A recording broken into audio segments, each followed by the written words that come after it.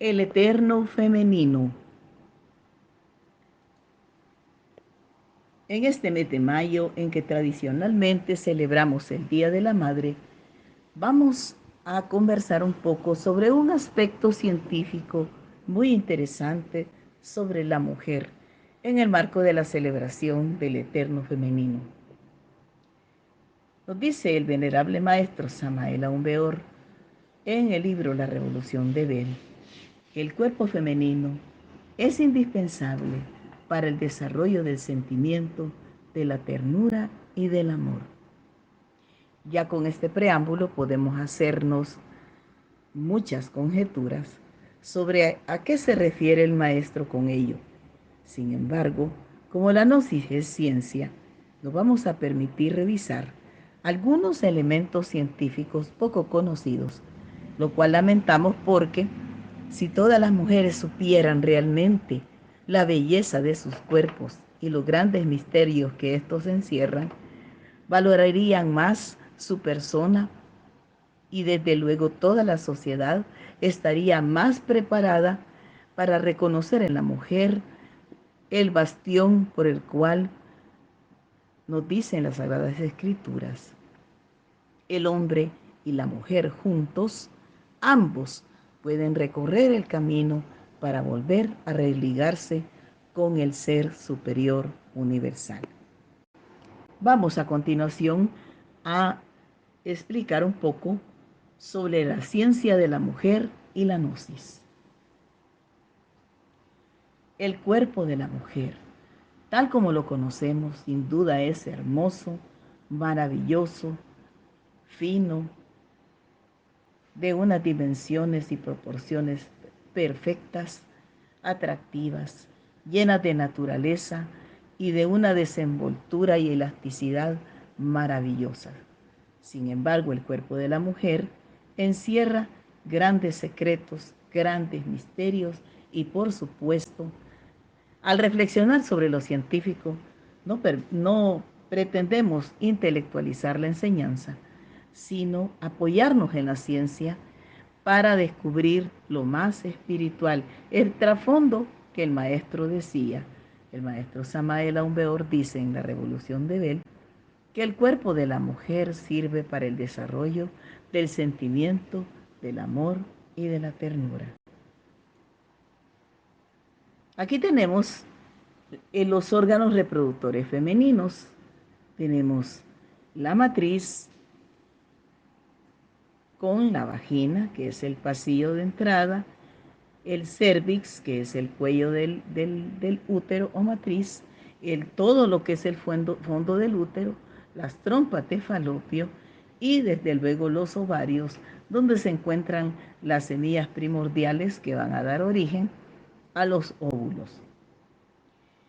Un hecho importante que siempre nos ha agradado compartir cuando estudiábamos medicina es que cuando mamá está embarazada de una niña, cuando mamá tiene 5 semanas de embarazo, se forma el primer esbozo de vagina y las células que darán origen a los óvulos. A la 6ª semana se forma el esbozo de ovario, el cual se define entre la 9ª y 10ª semana y aparecen los ovocitos u óvulos. Es decir, que cuando mamá tiene una niña, alrededor de la 5ª semana de embarazo, la niña forma su vagina primordial, las células u ovocitos que van a estar en las trompas de falopio y en los ovarios, y entonces vamos a tener que hacia la 9ª y 10ª semana está completada la carga genética o la carga de células reproductivas que va a tener esta niña cuando llegue a ser una mujer. Pero lo misterioso de esto es que esto ocurre cuando la niña apenas es un embrión en el vientre de su madre. Entonces podemos decir que la mujer adquiere las células que en el futuro le darán la capacidad de ser madre desde ese tiempo, es decir, desde que es un embrión. Desde la 14 a la 36 semana se van definiendo los ovocitos, los cuales ya han iniciado su etapa de selección y preparación de contenido genético. De manera que la niña al nacer tiene casi completos sus órganos creadores y además de eso, las células reproductivas. Según lo anterior, cuando nuestras abuelas gestaron a nuestras madres, nosotros también estuvimos ahí. Es decir, cuando nuestra abuela estaba gestando a nuestra madre, es decir, cuando nuestra madre era un embrión, a su vez nuestra madre ya estaba formándonos a nosotros en su vientre, a pesar de ser un embrión. En los ovocitos de los ovarios en formación de nuestra madre, éramos apenas un embrión. Definitivamente que esto explica que la línea de las abuelas maternas es importante biológicamente hablando. En el día sexto, las gónadas están diferenciadas. En la octava semana se diferencia el testículo, en el caso de los varones. En cambio, el ovario permanece como gónada indiferenciada. En la Biblia, curiosamente, dice que Dios hizo al hombre en el día sexto. En ese caso podríamos pensar que es andrógino, porque en el día sexto de la gestación las gónadas están indiferenciadas. Y coincide esto con el día sexto en la cual dice que Dios hizo al varón. En el séptimo día Dios descansa. La mujer es creada en el día octavo, coincidentemente con la diferenciación del tejido testicular. Entonces, recapitulando, originalmente el hombre era un ser andrógino. Según el Evangelio gnóstico de Tomás, en el versículo 22, Jesús vio unas criaturas que estaban siendo amamantadas y dijo a sus discípulos: estas criaturas a las que están dando el pecho se parecen a quienes entran en el reino. Ellos le dijeron: ¿podremos nosotros, haciéndonos pequeños, entrar en el reino? Jesús les dijo: cuando seáis capaces de hacer de dos cosas una, y de configurar lo interior con lo exterior, y lo exterior con lo interior, y lo de arriba con lo de abajo, y de reducir a la unidad lo masculino y lo femenino, de manera que el macho deje de ser macho y la hembra hembra, cuando hagáis ojos de un solo ojo, y una mano en lugar de una mano, y un pie en lugar de un pie, y una imagen en lugar de una imagen, entonces podréis entrar en el reino. Es claro que aquí a lo que se refiere el Evangelio de Tomás es que la mujer y el hombre deben volver a ser uno, deben volver a religarse para ser una sola carne, en el sentido de la androginia espiritual, convertirse ambos en un querubín, el cual es una sola carne, un solo sexo, ya no más la dualidad, y entonces estamos más en capacidad de entrar al reino de los cielos. Hay que saber entender lo que leemos. Estamos hablando de la regeneración humana en el santo matrimonio perfecto. Aquí tenemos un grabado más así lateral de la anatomía de los órganos creadores de la mujer, con todas sus partes, para que lo veamos. Pero observemos cuidadosamente la figura que está en el útero y veamos con los ojos de la imaginación cómo esta imagen se traduce en la visión de lo que es el infinito. Con lo cual nos enseña el maestro que el eterno femenino realmente está relacionado con el símbolo del infinito. Hay cambios en el cuerpo de la mujer que se embaraza. Vamos a ver el mágico viaje del espermatozoide hasta hacer la fecundación del nuevo ser. La mujer adapta sus órganos internos para darle cabida al niño. Solamente el cuerpo femenino tiene esa gracia, extendida también a todos los animales, por supuesto, en los cuales vamos a ver la misma situación. Nos dice el maestro Samael que existen papeles importantes del apostolado interior en el trabajo de la sagrada alquimia, uno de los grandes atributos del eterno femenino. En las palabras del maestro Samael Aumbeor, Judas representa la felicidad en el matrimonio. Solo es posible con la muerte de Judas. Este Judas es el yo, el mí mismo, el ego reencarnante, aquel que siempre regresa a invadir nuestra esencia. Pedro dice, debemos primero recorrer el camino de Pedro y trabajar con la piedra filosofal, el sexo. El apóstol Juan, después tenemos que llegar al camino de Juan, el verbo. Estos dos caminos están separados por el espantoso abismo, donde solo se oye el llanto y el crujir de dientes. Necesitamos tender un puente para unir los dos caminos, si es que verdaderamente queremos ir de Pedro a Juan. Ese puente se llama muerte.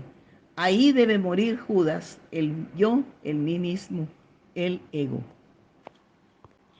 Andrés, la cruz de Andrés es el símbolo perfecto, divergente y emanación solar. Papel del arrepentimiento. El Andrés interior se perfecciona cuando los cuerpos existenciales superiores del ser se han perfeccionado.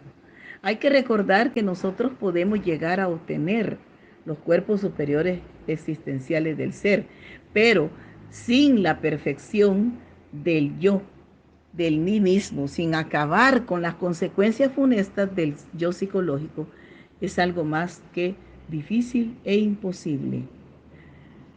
Recordemos que Andrés representa el trabajo con los tres factores de la revolución de la conciencia. Y por último tenemos al apóstol Santiago.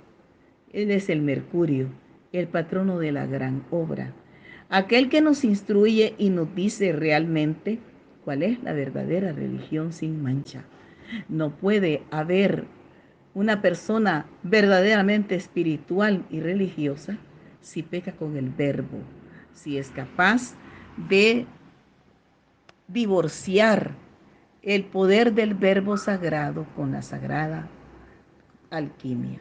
De manera pues que debemos perfeccionar ese trabajo. Recordad que el beso de la Madre Kundalini es muerte y resurrección. Despertarás un día y luego tendrás la dicha de morir en ti mismo. Judas debe morir en el puente si es que quieres llegar al camino de Juan, el verbo. Es importante que nosotros tomemos en cuenta que este es un trabajo de tipo integral. Es necesario pues que seas muerto para que seas libre y conviertas tu barro en una ánfora de salvación.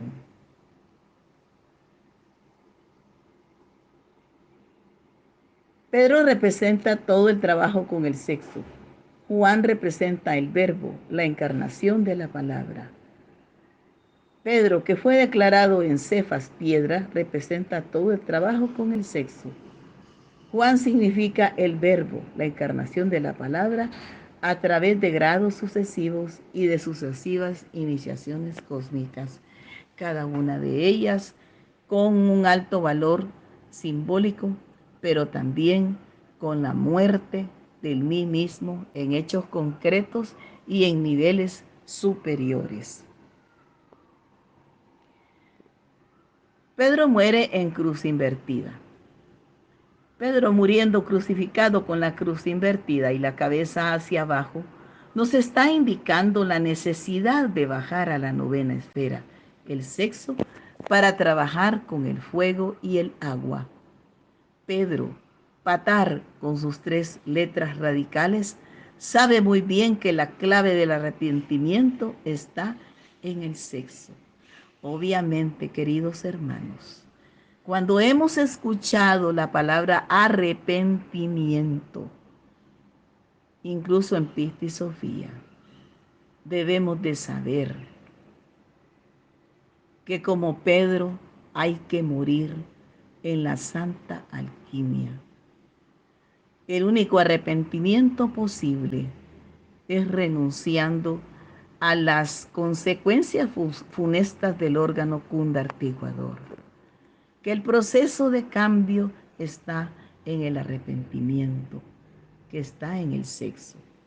Las 3 letras radicales de Pedro Patar son las siguientes: la P, la T y la R.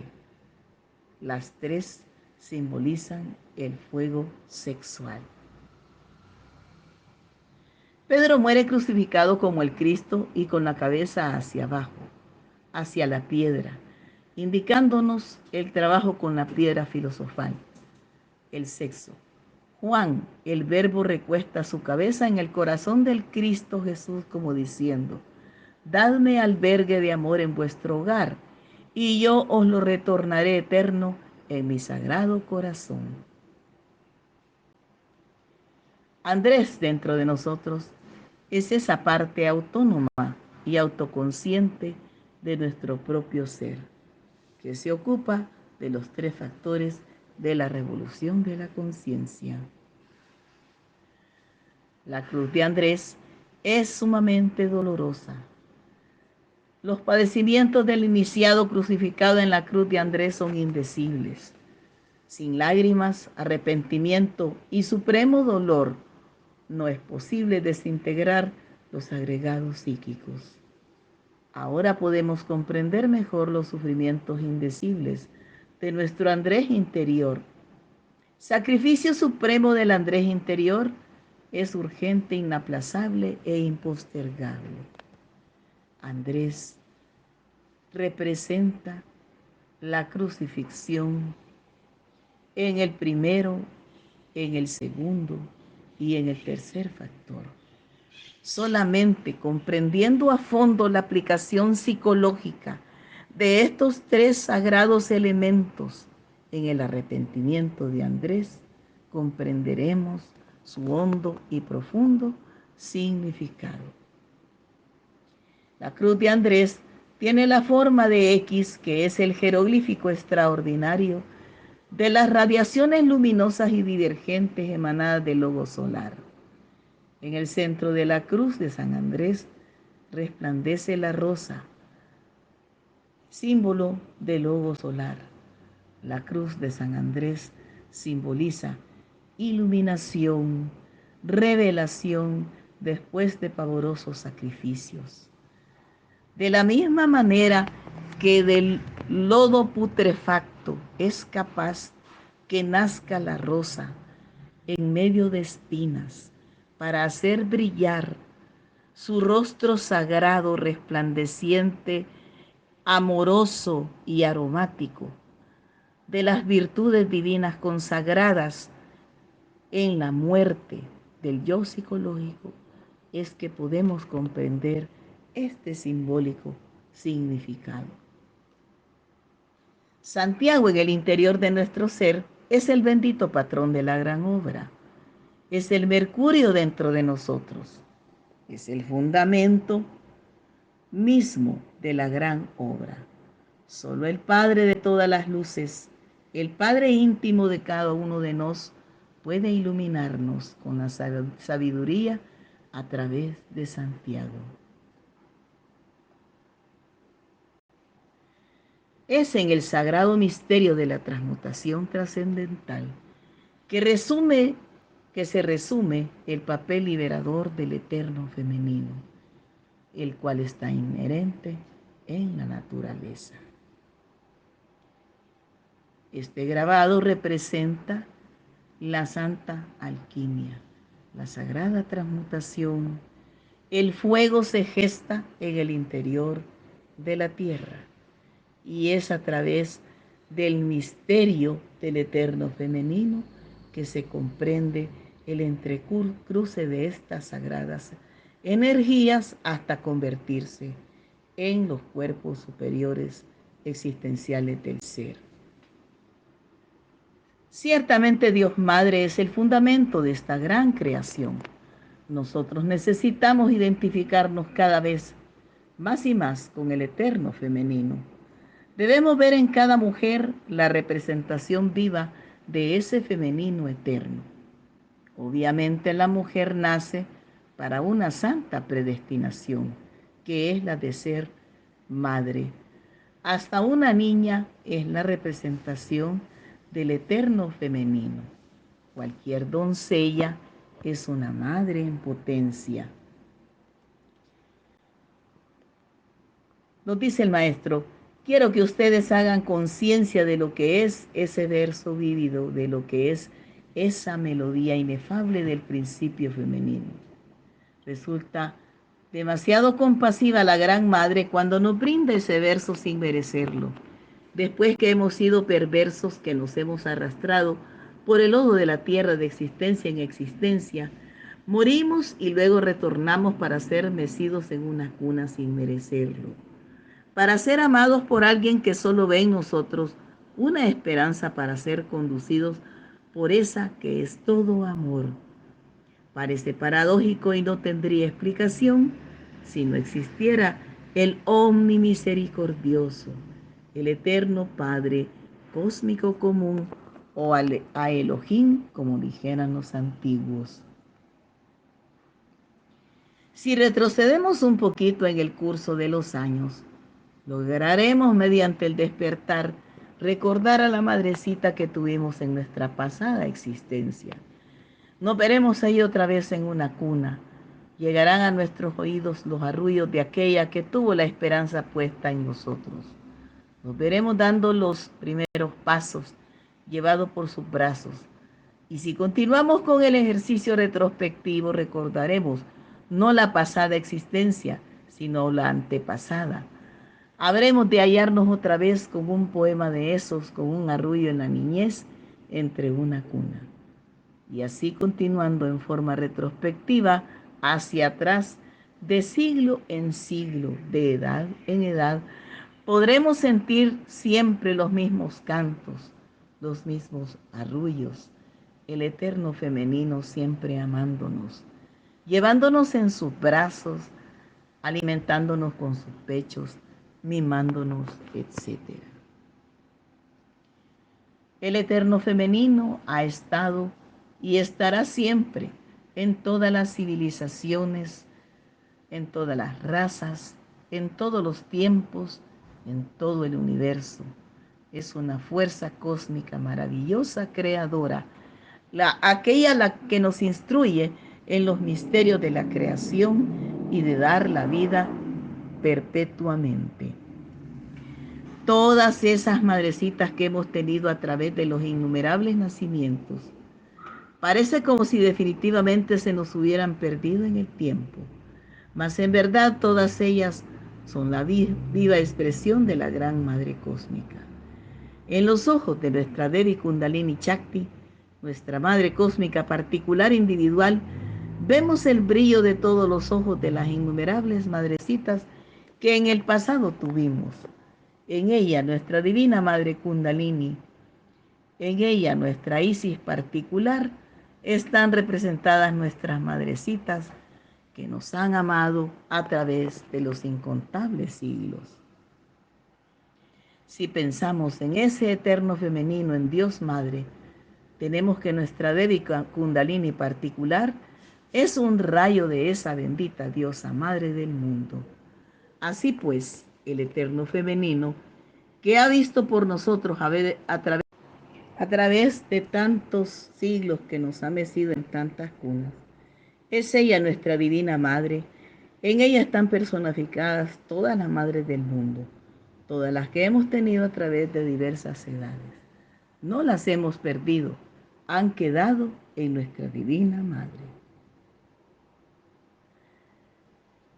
Esperamos que esta lectura de varias obras del maestro Samael hayan sido de su agrado. Busquemos siempre a nuestra Divina Madre, pues ella nos da el auxilio necesario para seguir en este camino. La bibliografía la hemos obtenido de El matrimonio perfecto, Apología del Eterno Femenino, Conferencia del Eterno Femenino y La Revolución de Bel. Gnosis en El Salvador hacia la conquista del ser.